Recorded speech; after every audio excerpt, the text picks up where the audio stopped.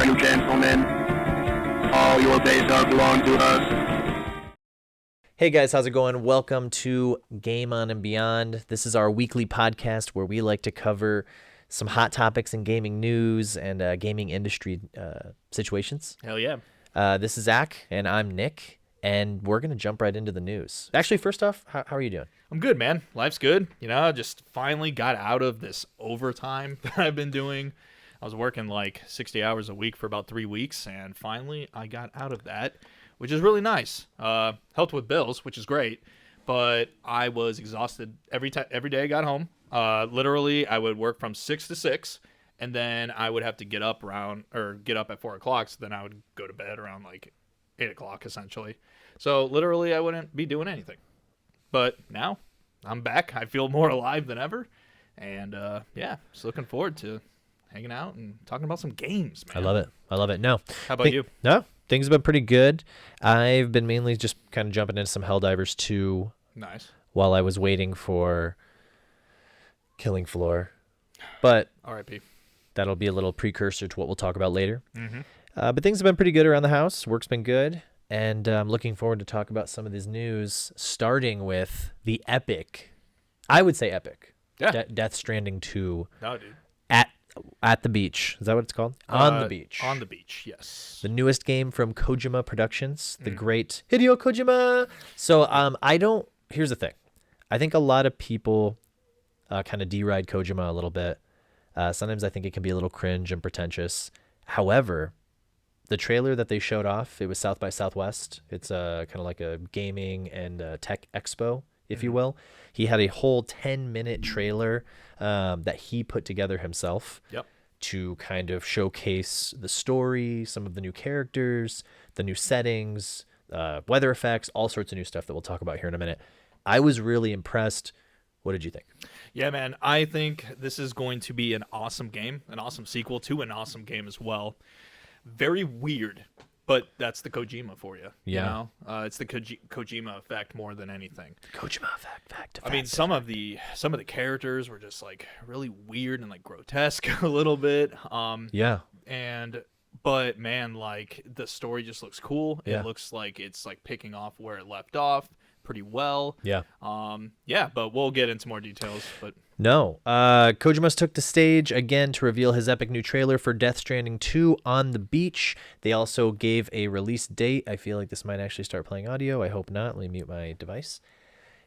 June 26th is our release date. Yep. To be released, as far as I know, just on the PS5 as a first launch PS5 exclusive, I imagine. And then they'll probably launch it on Steam at a later date. I'm assuming so. Yeah, it's definitely going to be a PS5 release at first, and then PC coming with probably like a director's cut like they did of the other one.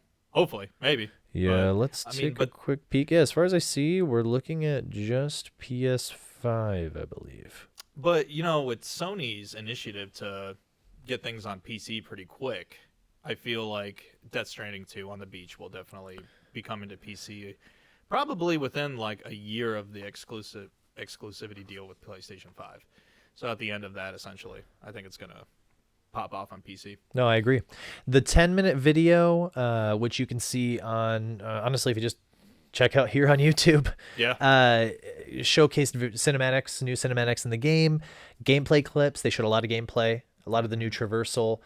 Same kind of delivery package. A lot of people were joking around about it being a walking simulator. However, the vistas were huge and sprawling and beautiful. They showcased some new technology, like these little floating guys that came behind you and kind of held your stuff for you. There were some various new weather effects. There was a giant sandstorm. There was like rain, all sorts of some really cool stuff that they showcased for you to kind of traverse. And the story looked crazy. They did a lot of close looks at new characters that they were adding, including, I think his name is like Luca Marinelli. Yep, that's it. Yeah. Did I actually? Oh, Marinelli. I almost nailed it completely. Yeah. Playing a character who, kind of closely resembled or seemed to kind of resemble Solid Snake a little bit. There's a scene where he kind of takes he puts a bandana on, and then he looks up and he flashes to like a skull face like some of the characters in the first game. That part where he at the end where they showed all of his like crew or whatever, the soldiers, and then he was just like this, and then all the fireworks that came off. Yeah, dude, epic. Yeah, I loved it. The game looks absolutely absolutely wild. You know, they showcased the characters, the traversal. Then they just showcased some of the crazy boss battles and just fights that you can expect to see in the game. Those monstrous like tar creatures that are crazy, eldritch, like hand. Kojima has a thing with like hands and heads. Yeah. You know what I'm saying? So there are these hands bursting out of the water, these giant, almost like colossal titans grabbing the hands and putting them on their bodies, and then grabbing the head out. And then there was even a Metal Gear looking, I keep smacking my mic. There's even a Metal Gear style ship that fuses with one of the creatures. Yes. It was wild. So I will say, up until now, I've been kind of teetering on the edge of getting a PS5. You know, I want a console for upstairs, play with the kids, also be able to kind of just sit back on the couch and kind of hang out, but still do some gaming. Yeah. I think this trailer really put me over the edge in that decision to really pick up that PS5. And it makes me even want to go back and play the first game, which I had almost zero interest in beyond the story. So I don't know if I'll enjoy it. Maybe I'll do a little Let's Play for the channel, you know, coming up with the first Death Stranding kind of leading up to June 26th. If you pre-order the game, it is exclusive, I'm seeing here on PS5. If you pre-order the game, you get early access on June 24th. You probably have to get either pre-ordering, I think you can pre-order any of the versions. Actually, if you buy the digital deluxe edition or the collectors, you get 2 days of early access. So that's neat. That kind of sucks, but you know, whatever. Yeah. What do you think about early access in general? Because I find it kind of lame a lot of the time. I mean, here's the thing. I don't have. I guess I'd need to kind of do a little more research, but I feel like initially I don't have a huge problem with it unless it's a game. Like let's say a game. This is probably a terrible example because everyone says this is a dead game, but you know, when Destiny would have its big content launches. Yeah. If I had the ability to jump in and grind 2 days earlier than you, that gives me 2 more days to potentially get, you know, the world's first raid title, or be able to complete things a little bit faster, or get kind of ahead of you in certain ways. So in games that are like RPGs or like MMORPGs, early access I think can be make or break, especially for raid races and dungeon races and things of that nature. Mm-hmm. But otherwise, I mean, if I get to play this game 2 days early, it's not like I get any kind of crazy pay to win advantage through getting that.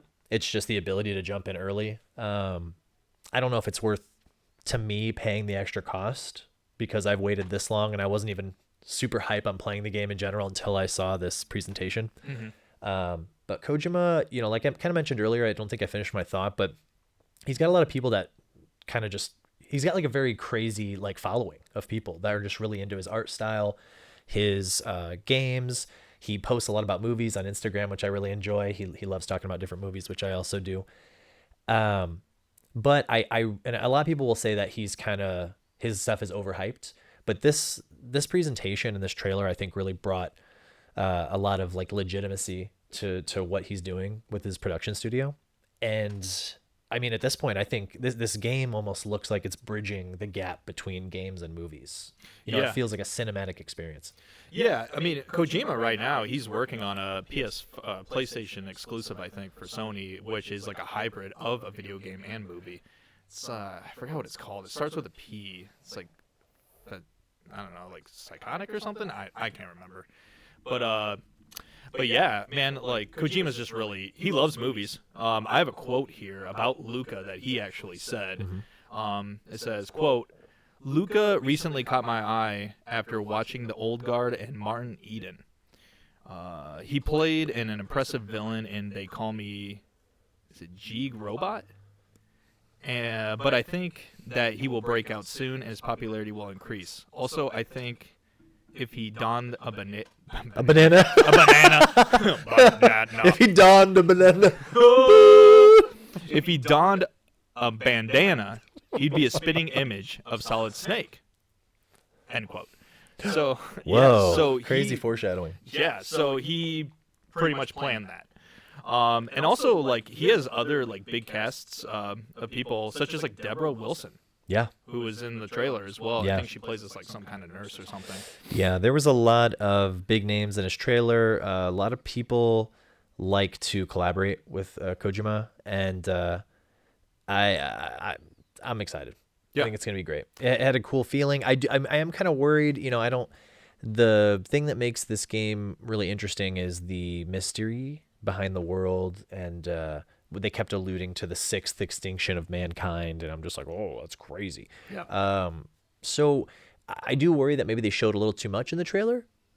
However, knowing Kojima, it's like he maybe even just like showed you like the baby surface level. Yeah, the trailer kept going. I was watching it, and then they showed the credits, and then the trailer kept going, and I'm like, well, okay, cool, now we're done. Nope, okay, now the guy's putting the thing on his head and about to fight these things, you know. So I really enjoyed it, and I'm very excited to play it. Yeah, me too. I played the first one. I got through probably halfway through it. I honestly, man, like I kind of found it to be a little bit boring just because of the walking portion of it. Yeah.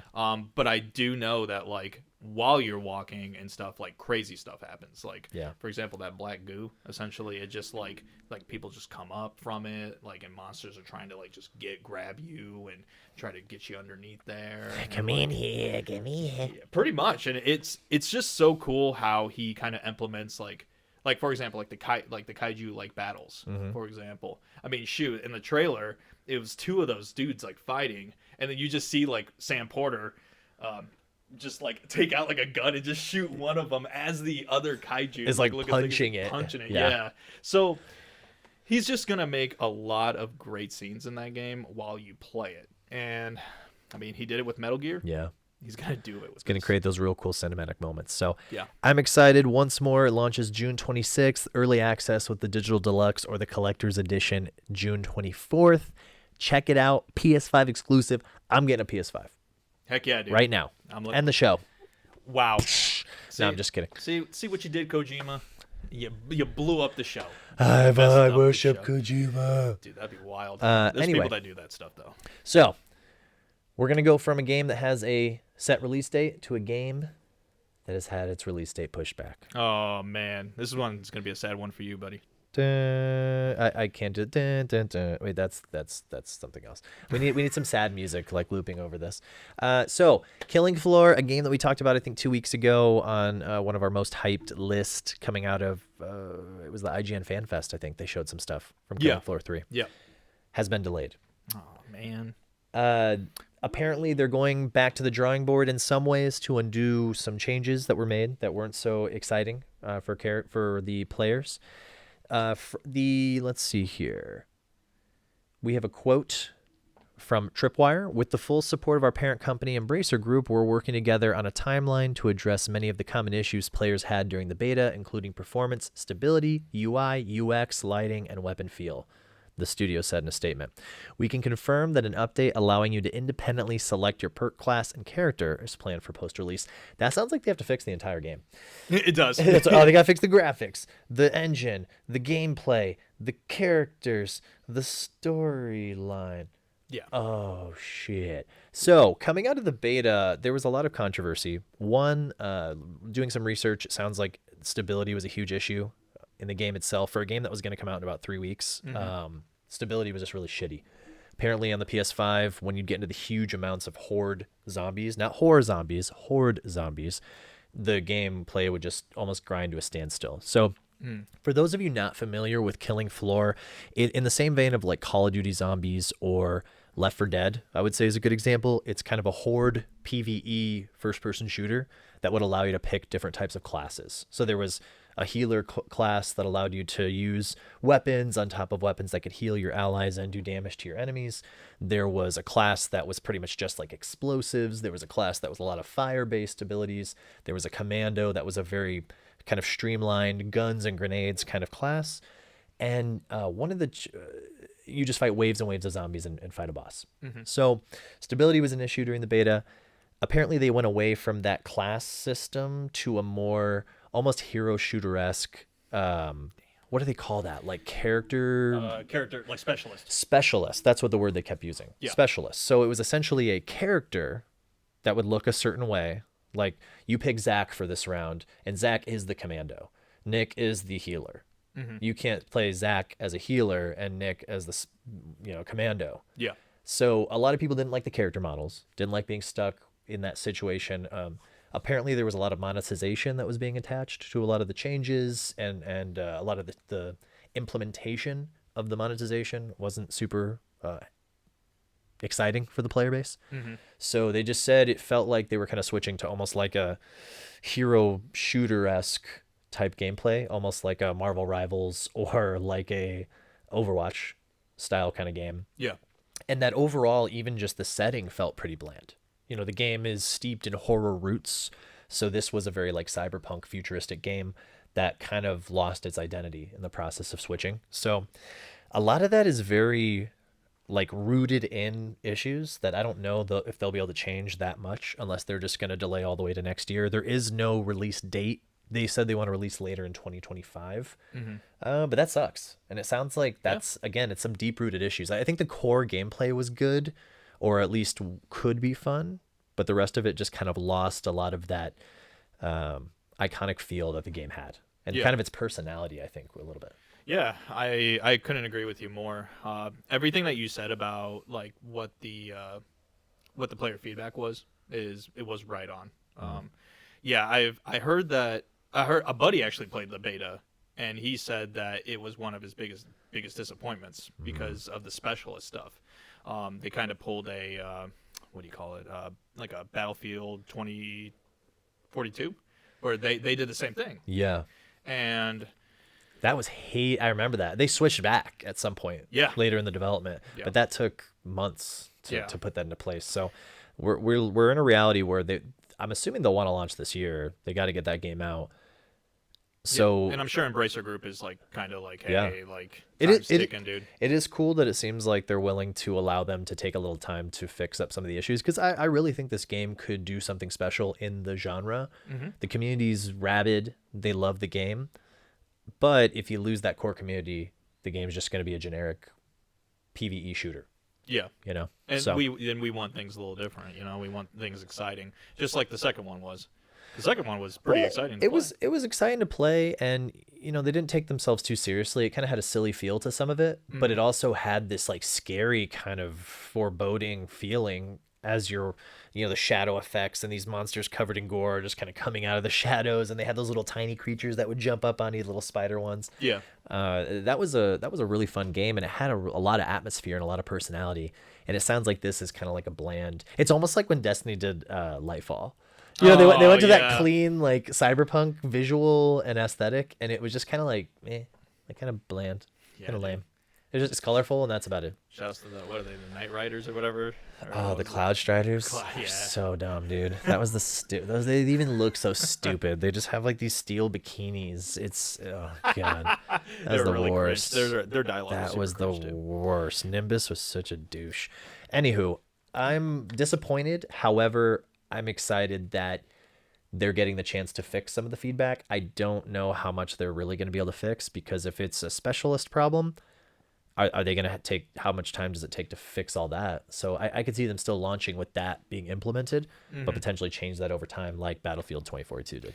Yeah, let's hope. I mean, I'm not a big fan of the specialist stuff. I really like being able to like pick like a healer class and then be able to like still have like different loadouts and not have to do like be kind of restricted. Yeah. More than anything. Killing Floor 2 had a little bit of character customization. You know, you had like little items that you could purchase or just drop, you know, in the world.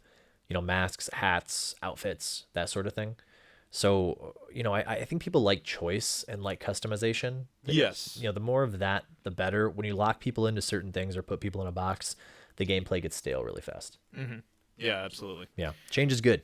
Yeah, I'm looking forward to kind of seeing the development of Killing Floor 3, and I'm also just looking forward to being able to see how them cooking can change the game and do better. So, yeah, shout outs to Embracer Group for giving them a chance and not like being like, no, you have to release this like in March, do it, and then fix the game. Yeah, and you know, shout out to Tripwire for taking the feedback. You know, this is what betas are for, right? Yeah. It kind of sucks that it's like weeks before release and the game seems like it's broken at its very core. However, it's cool that they're taking that community feedback and taking it seriously, and they're not just trying to push something out, monetize it, and then move on to the next thing. Yeah, exactly. which happens a lot in gaming. Exactly. And also, no one wants to pay like $100 for an Ultimate Edition and be very highly disappointed. Yeah. So I believe they are issuing refunds and canceling pre-orders. A lot of the situation looks like even if you don't cancel your pre-order, they're going to be canceling it at some point for you. But, okay. But I would definitely look into doing that because it sounds like they're giving refunds and things of that nature. So cool. In some cases, it sucks to do that, but you got to kind of speak with your wallet in a lot of cases.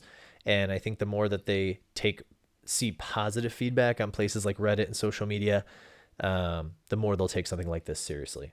Right. So if you're giving feedback, make sure it's concise and make sure it's specific to the problem. Don't just be like, the game looks stupid. Right. You know, let them know, hey, when this happens, the gameplay slows down. You know, maybe fix this. Constructive feedback. Constructive feedback and stuff that is realistic. Yeah. You know, because if you tell them, I hate specialist, I don't like specialist. Okay, well, I don't know if they can fix the specialist problem in just a couple months. Maybe they can, maybe not, but hopefully.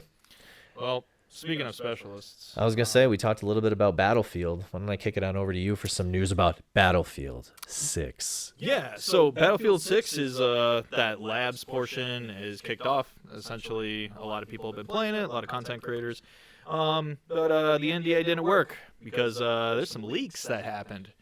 So there's been like a minute and 44-second trailer of just like some gameplay that happened. Essentially, Let's do this. For the sake of protecting the games, let's not talk about specifically what the leaks revealed. Oh, okay. If you don't mind. Well, then this topic is... I can't talk about the topic then. We can talk about the topic. Well, I mean, okay. Well, there was leaks that happened. Essentially, there was two things that I saw that were kind of cool. One thing is that you can drag your teammates from danger when they're on the ground. And two... Could you not do that before? No, you can like heal them and stuff and like give them the whole was it defibrillator or something like that? Okay. And just like go, and then like they can get up, or you can like give them like a stim shot or whatever. But no, you couldn't like pick them up or anything like that. So, which is cool. That's really interesting. And then two, there was a funny thing of like someone getting shot with a bolt action sniper, and it actually looks like if you were to get shot, you'd like go back essentially. It's like yeah, pretty much. It was exactly like that. Okay. But yeah, there's leaks out there you guys can go check out. Thought it was kind of interesting to talk a little bit about because I mean, I'm pretty sure these content creators, signed an NDA and they're leaking. So that was pretty funny. We'll keep NDAs. If anyone out there wants to let us try stuff, yeah, please. We'll keep it. We promise. It's funny. I sent no fingers crossed. Going back to Killing Floor 3, I actually sent like an email to them to ask them if we can get like review copies, and I heard nothing back. But now I understand why. And also, and so like one thing that's encouraging. It sounds like the trademark environmental destruction is kind of back in place. I think that was one thing that got toned down in 2042, and people wanted that because that was one of the things that set it apart from games like Call of Duty, is that the environment, and maybe nowadays it's a little different with COD. I don't play it too much, but in Battlefield, I mean, you could blow buildings up, buildings would collapse. There's some really cool battles that could take place, especially on a larger scale, and there was that much destruction possible. Yeah. Super cool to see. And some of the gameplay footage as well, it kind of harpened back to Battlefield 3, which is like everybody's favorite. So I love that. So it's cool. It's more modern combat.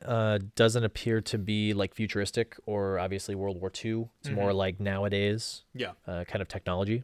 I think with the labs thing, I think they're like kind of integrating a bunch of like different games. I love that. And they're like just like kind of like integrating it into one where you can like put different items from like Battlefield 1 or Battlefield 4 and like but still go back to like the modern stuff like Modern Warfare, Battlefield 3 essentially. Yeah. Speaking of labs, it appears it's not too late to sign up for Battlefield Labs. Yeah. That way you can get into future tests. Keep those NDAs. Yes, please. The rumor release date is what? Sometime in the fall, I think, is when they're talking, but no official release date. None. I don't think it's going to release this year, to be honest. Okay. I mean, I think it's going to be a next year release, but that's my prediction. No, that'd be cool. Yeah, that might be good. There's a lot of big games coming out towards the end of the year. I mean, GTA is coming out, so that's the thing is like everyone's going to be trying to avoid that. Yeah, I mean, GTA is going to be the biggest selling game of the year. It's going to be the biggest selling game. Period. You heard it here first. That's a Game On and Beyond Prediction. That's right. That's right. I predict that it will sell like hotcakes, and it will. I mean, we already know it's going to sell like hotcakes. If for whatever reason it doesn't, we need to come back and put like a prohibitory mark that like falls over you, and then like black out the background almost as if you're dead, and just say wrong. You know, wrong. Yes, or you get me like a dunce cap. Yeah, just kind of like comes down, and your glasses, come up, but it's like a dunce cap as well. Yep. Yeah, I love it. I love it. Sign up for the labs, get involved in the future of Battlefield, and let's hope that the next release is a good one. Yeah, let's hope. I mean, let it cook, man. Let it cook. Let them cook. That's the moral of the story, right? These tests are important. In some ways, I don't want to really condone leaks because you should always adhere to NDAs. But in some ways, leaks can be a good thing.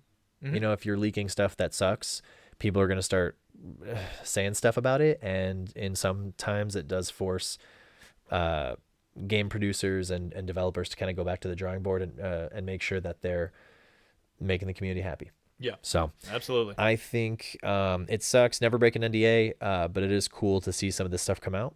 And let's hope Battlefield 6 is awesome. And speaking of making people happy, Xbox fans are probably going to be a little happy to hear about this.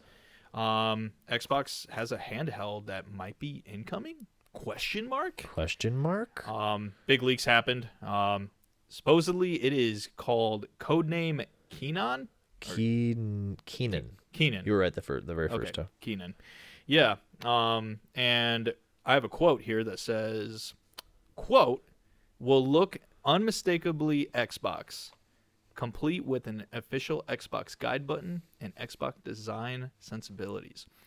Also, there was a rumor that popped up after this that was saying that the next Xbox is going to be pretty much like a console PC, where they're trying to implement a lot of the Game Pass stuff, as well as like even put like different kind of different computer programs. Yeah. And one of the rumored ones is OBS. Okay. For streaming and stuff. Yeah. So that should be pretty neat. Yeah. Phil Spencer said, another quote, "I want my Lenovo Legion Go," which is like a Steam Deck type device, to feel like an Xbox. "I bought the Legion Go with me to GDC. I'm on the airplane, and I have this list of everything that makes it not feel like an Xbox. Forget about the brand. More like, are all my games there? Do all my games show up with the save that I want?" So we know that Microsoft is putting all their chips on the table in the form of Game Pass. Yeah. It is interesting that they're coming out potentially with a handheld, because they've kind of seemingly shied away from... It's almost like they've taken their dog out of the console race and just kind of let Nintendo and Sony go to town, because they want their games to be everywhere. Yeah. So they want Call of Duty to be day one Xbox, and then maybe Sony as well. Yeah, which hopefully. Has that already happened now? No. No. So the ability to potentially at some point have your Xbox Game Pass games available on everything is pretty nuts. But if they can make a nice little handheld device, that could be maybe a nice little Steam Deck competitor, little Switch competitor. Mm-hmm. With things like this, I know it's not the same, but like the PS Portal, I really feel like the Switch 2 might have some decent competition if some of these things turn out to be, especially the Keenan thing. Yeah, absolutely. The handhelds right now are like super popular. Yeah. I love my little Ambernick like Game Boy thing. It's like one of my favorite things ever.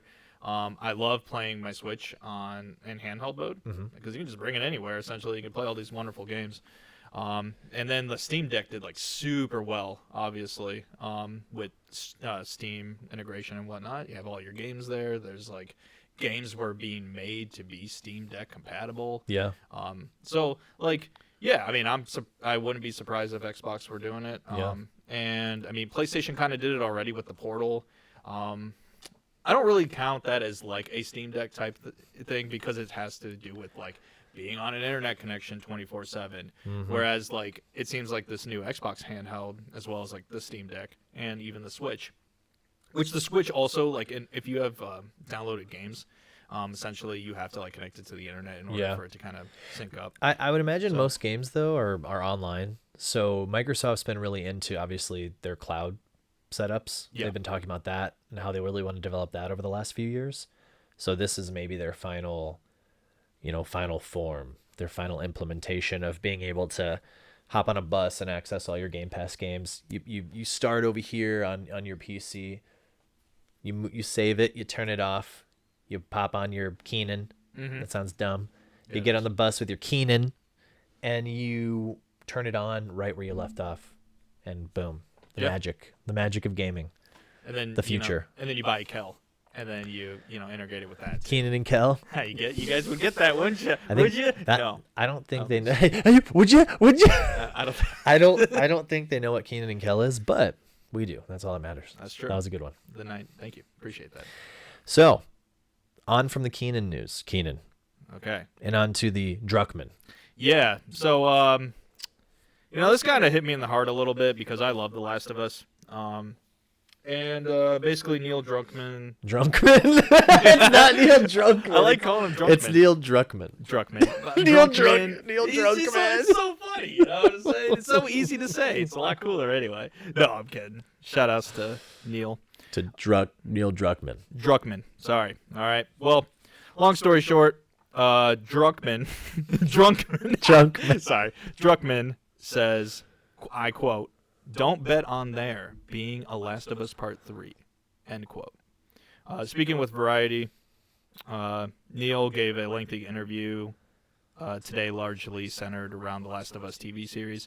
However, at the end, the outlet asked him about the prospect of a Last of Us Part 3, and he basically said, he responded with quite the shutdown, quote, I was asked this question, and basically, long story short, I guess the only thing I would say is don't bet on there being more Last of Us. And then he reached in his pocket and he's like, but you should buy this limited edition Last of Us controller. Yeah. Instead, it's only $80. Yeah, he just pulls it out of his pocket. He's just like, but what about this beautiful check this out controller?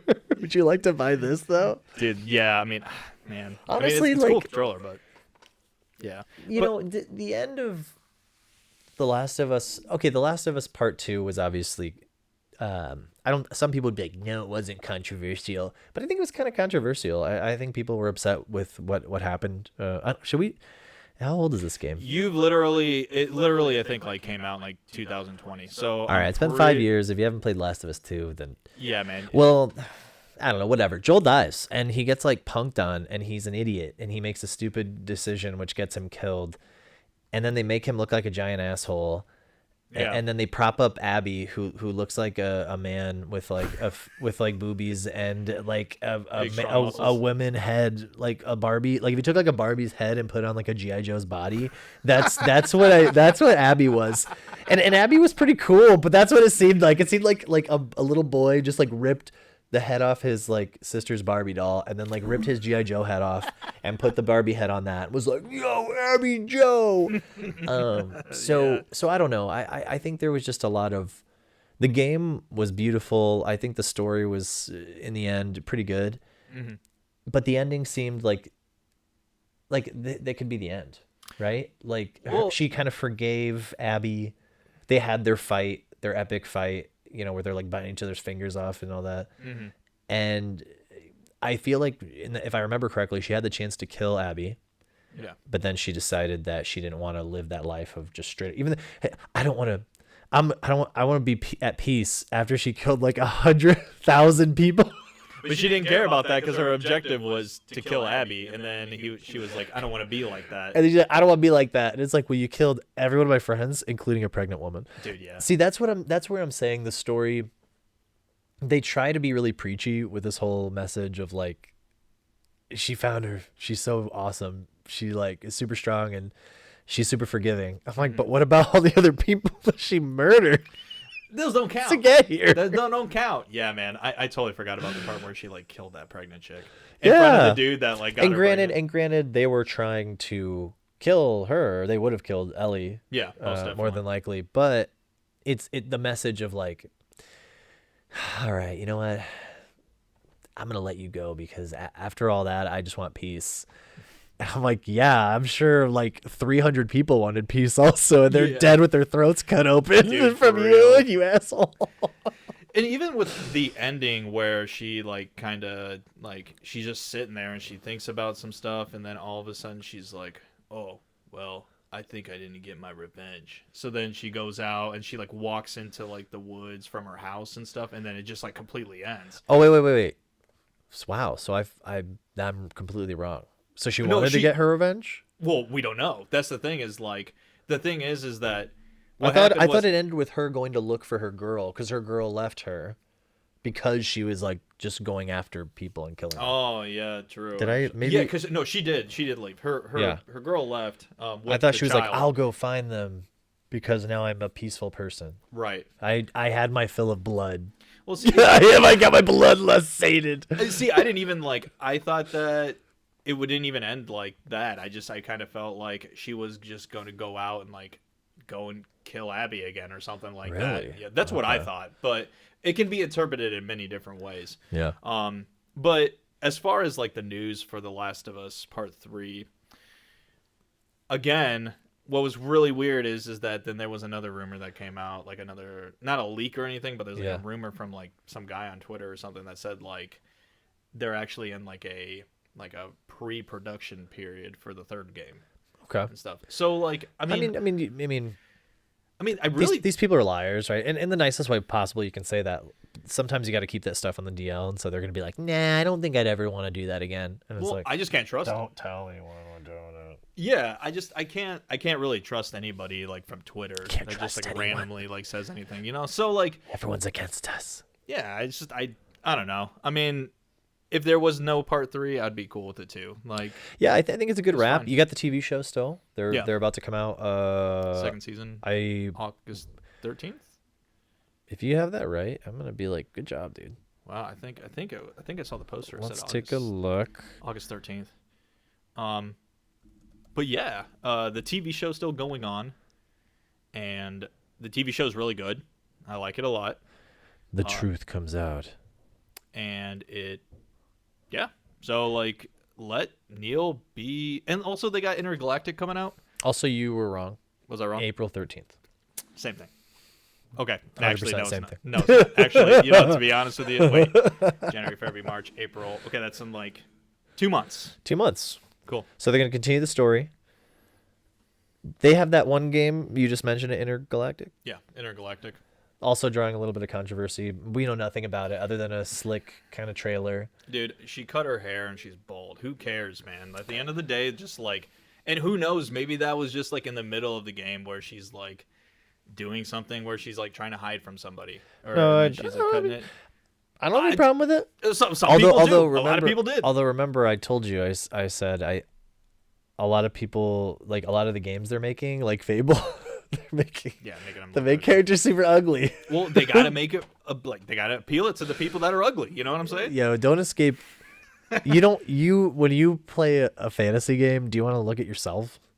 Fuck no. No. I mean, if anything, like make a creator, Unless like you're a mad. character creator. Unless you're what? I mean, I want to be like taller and like more ripped and like be able to swing a sword. Yeah. You know, that I don't want to be like, I want to see myself in this character. I mean, maybe I want to see my face a little bit. Well, it's a fantasy game. You want it to be a fantasy. Yeah, you want to look cool. Yeah.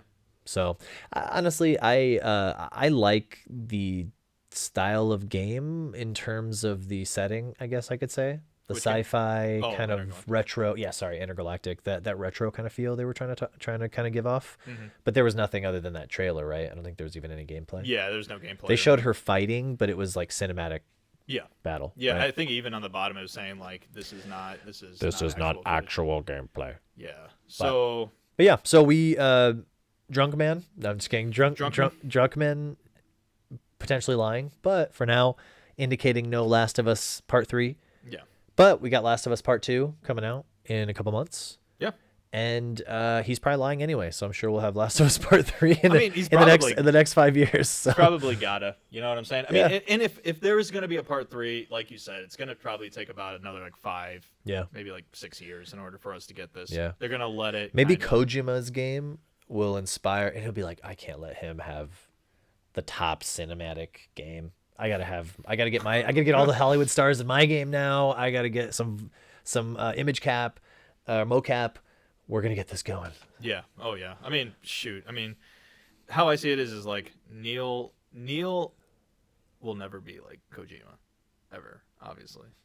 Oh no, I don't know. Just like no white man can destroy Justin Timberlake. It's still true. It's very true to this day. That's some dumb inside joke from like 30 years ago. But anyway, I think that wraps up our news for today. Yeah. As you can see, we kind of switched things up again a little bit. We're experimenting with some different like production, like angles and seating and technology. You know, so we're testing out new mics. We're testing out these guys. We got Charmander and Puplip. Yeah. Puplip. Get him out of there. Get him out of here. Just kidding. We love Pokemon. Sorry, guys. Sorry. But only generations 1 through 3, though. Anyway, go on. Really? Wasn't G4 and like Sapphire and Ruby? The Sharpedo. I love Sharpedo. No, isn't that in 3? Wasn't that 3? It was Ruby. It was red and blue and green, obviously. Mm-hmm. And then yellow. Okay. And then there was silver, gold, and crystal. Okay. And then... That's like 3 gens right there, right? No, it's 2. 2 gen? It's 2. You're right, because... I'm just saying you're right. I don't know. But well, I feel confident. Because crystal was like the yellow version of the 2nd gen. Okay. And then I think 3rd gen was on Game Boy Advance, and that was Ruby and Sapphire. And then they had Emerald. Wow. And that was 3rd gen. Got the Pokemon historian over here. Dude, I just love those games. I'm actually playing. If he's wrong, let us know in the comments. Please. When you check out our video, hit the thumbs up. It's free. Subscribe. It's free. You can hit your little bell and not get notified or get notified of when we launch new videos. We try to put a show out weekly for you. Yep. We're on Instagram at GOAB_pod. Yes. So Instagram, search that username, follow us. Working on some content and clips from the show to kind of put up there to kind of get us out there a little bit. So stop in the video. Take a look through the video, see what you like. Give us a little feedback, a little thumbs up, a little subscribey. Yep. And that's what I got for you. So thanks, y'all, for tuning in. Thank you, Zach, for being here. Thank you for having me. And I hope you all have a great week. This has been Game On and Beyond.